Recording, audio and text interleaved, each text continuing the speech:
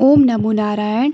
आइए आज जानते हैं भागवत पाद आदिगुरु शंकराचार्य और मंडन मिश्र के बीच का शास्त्रार्थ।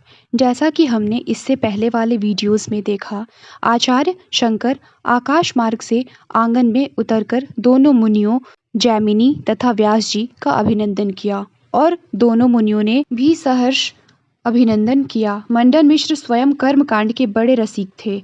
उस समय आकाश मार्ग से उतरते हुए तथा दोनों मुनियों के साथ शिखा सूत्र रहित जब सन्यासी को देखा तो उनके क्रोध का ठिकाना न रहा, क्योंकि कुछ विद्वान लोग का श्राद्ध के अवसर पर सन्यासी का आना निषिद्ध मानते हैं, जबकि यह शास्त्र विरुद्ध है।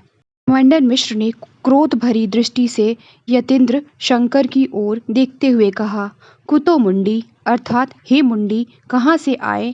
यहाँ मुंडी शब्द से सन्यासी के प्रति अनादर सूचक संबोधन है, परंतु आचार्य शंकर ने आगलात मुंडी अर्थात गले तक मुंडन है अर्थ को मन में रखा। तब मंडन बोलते हैं, अरे मैं मुंडन के विषय में नहीं पूछता, किंतु मैं आपके मार्ग के विषय में पूछता हूँ कि आप आए कहाँ से।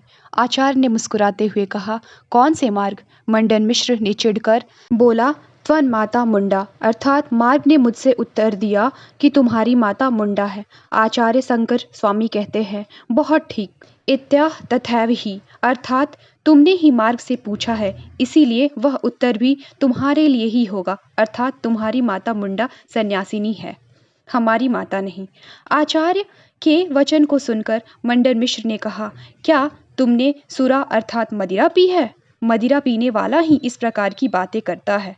पिता शब्द का दूसरा अर्थ पीला रंग भी होता है। उसको मानकर आचार्य शंकर ने कहा, सुरा तो श्वेत होता है, पीला नहीं। मंडन मिश्र कहते हैं, वाह, तुम तो उसके रंग को भी जानते हो। आचार्य बोलते हैं, मैं तो केवल रंग ही जानता हूँ, लेकिन आप तो उसके रस को भी जानते हैं, अतः सुराम ना पीवेत अर्थात मदिरा मत पियो। इस निषिद्ध वाक्य में आप पाप के भागी हैं, मैं नहीं, क्योंकि मैं केवल रंग को जानता हूँ। आचार्य पर चिढ़ते हुए क्रोध में आकर मंडन मिश्र ने कहा, हे दुर्बुद्धि, तुमने तो शिखा यज्ञोपवीत जनेऊ में कितना भार है जो तुमने इसे भी त्याग रखा है। आचार्य शंकर बोलते हैं, पिता तो गृहस्थ थे, अतः उनके द्वारा भी ढोने के अयोग्य कंथा को तो मैं अवश्य ढो रहा हूँ, परंतु शिखा और यज्ञोपवीत तो श्रुति के लिए भी महान भार होगा, क्योंकि श्रुति सन्यासी होने पर शिखा और सूत्र का त्याग का विधान करती है।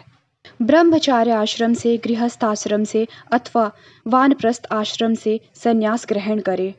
महानारायण उपनिषद में भी है, ना कर्म से, ना प्रज्ञा से, ना धन से अमृतत्व प्राप्त होता है, किंतु त्याग से ही प्राप्त होता है। आदि श्रुति वाक्यों में ब्रह्म ज्ञान के लिए संन्यास ग्रहण करने का स्पष्ट निर्देश है। यदि शिखा सूत्र का विधिवत परित्याग कर संन्यास ग्रहण न किया जाएगा तो उक्त श्रुति का निर्वाह नहीं हो सकता।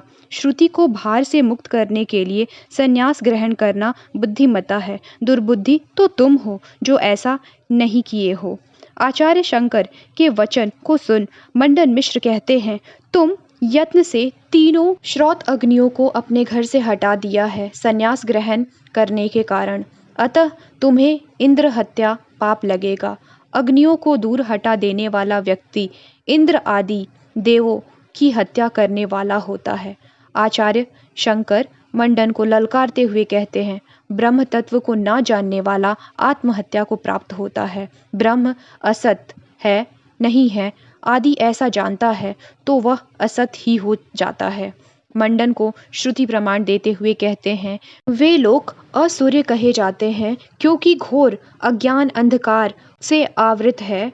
उन लोगों को मरकर वे ही प्राप्त है जो आत्महत्यारे लोग हैं, अर्थात अपने आत्मस्वरूप को नहीं जानते।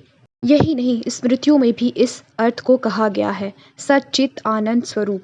आत्मा को जो असत जड़ दुख रूप समझता है, उस आत्म अपहरण करने वाले चोर ने कौन सा पाप नहीं किया। मंडन कहते हैं, कहाँ वह ब्रह्म, कहाँ वह दुर्बुद्धि, कहाँ वह संन्यास, कहाँ यह कलयुग। स्वाद अन्न भोजन की इच्छा से तुमने यह योगियों के वेश को धारण किया है।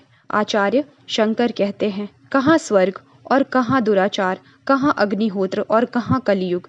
मैथुन की इच्छा से ही तुमने यह कर्मियों का वेश धारण किया है। तत्पश्चात मंडन मिश्र बोलते हैं, आश्रावलंब, गवालंब, संन्यास, श्राद्ध में पितरों को मांस पिंड, देवर से पुत्र की उत्पत्ति, ये कलयुग में वर्जित है। आचार्य शंकर ने पराशर स्मृति को प्रमाण देते हुए कहा, जब तक वर्ण विभाग है, जब तक वेदों का प्रचार है, तब तक कलयुग में संन्यास और अग्निहोत्र का विधान है। शंकर द्वारा शास्त्र प्रमाण देने पर मंडन ने बहुत सारे दुर्वाक्य प्रयोग किए।